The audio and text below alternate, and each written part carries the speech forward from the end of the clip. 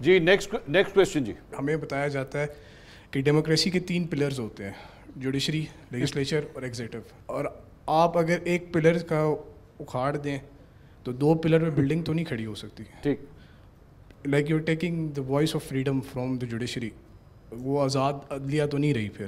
اور جب آزاد عدلیہ ہی نہیں رہی تو پھر آزاد یوتھ کہاں رہے گی؟ اوکے, انٹرسٹنگ کویشچن عادل صاحب. ایک تو مجھے صرف اس سوال کا جواب دے دیجئے, آپ میں سے کوئی, عادل صاحب آپ دے دیجئے, یا آپ میں سے کوئی, عدلیہ آزاد کیسے نہیں ہے؟ عدلیہ تب آزاد نہیں ہے جب مجھے پتہ ہے کہ 3 چیف جسٹس میں سے میں نے ایک پرائم منسٹر نے یا پریزیڈنٹ نے چوز کرنا ہے اس کو, اور وہ میری گورنمنٹ کے خلاف ہے. پرائم منسٹر یا پریزیڈنٹ نے تو چوز نہیں کیا. نو, بٹ جس پہ the senior most chief justice was not Justice Yahya Afridi. That is the point. So اس میں پرابلم کیا ہے؟ اس میں پرابلم یہ ہے the senior most chief justices are the senior most. جو senior تو most یحییٰ ہوتا ہے وہ آفریدی ایک کیسے گھنٹے بنے کے ہیں لیے chief justice? He was selected. We all know that. Selected by whom?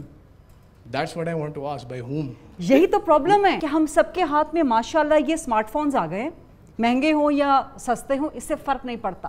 Us smart phone پہ جو بیانیہ ہمیں نظر آئے گا ہم اس کو اڈاپٹ کر لیں گے, کیونکہ ہمارا attention Spain is even lesser than 30 seconds, maximum 1 minute. کوئی پوسٹر دیکھ لیں گے, کوئی میم دیکھ لیں گے, کوئی اسٹیٹمنٹ 1 liner 2 liner دیکھ لیں گے, ہم اس کو یقین کر لیں گے. I am not blaming any one, this is human psyche, یہ انسان کی سائیکی ہے.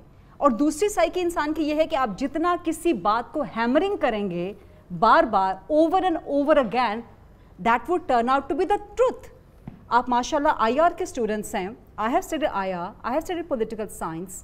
ایک ٹرم ہے ایلوزری ٹروتھ ایفیکٹ, کہ آپ سچ کے بارے میں اتنا ایلیوژن کریٹ کر دیں. دس از a political science term.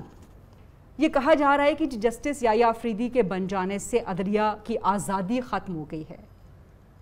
Parliament supreme ہے, ہم اس پہ یقین رکھتے ہیں بینگ اے ڈیموکریٹ کہ نہیں یقین رکھتے؟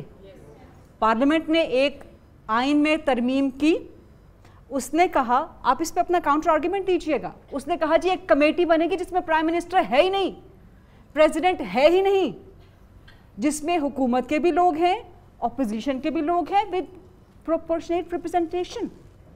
اس نے چیف جسٹس کو اپوائنٹ کیا ہے, ناٹ سلیکٹ, ناٹ چوزن. اور آپ کو معلوم ہے کہ پاکستان میں یہ ہوتا تھا, یہی پروسیجر پاکستان میں 1970s 1980s تک غالباً موجود تھا کہ پرائم منسٹر اپوائنٹ کرتے تھے. اس کو ختم کیا گیا, جوڈیشل کمیشن کے تھرو ایک اور پروسیجر لایا گیا. بڑی صاحب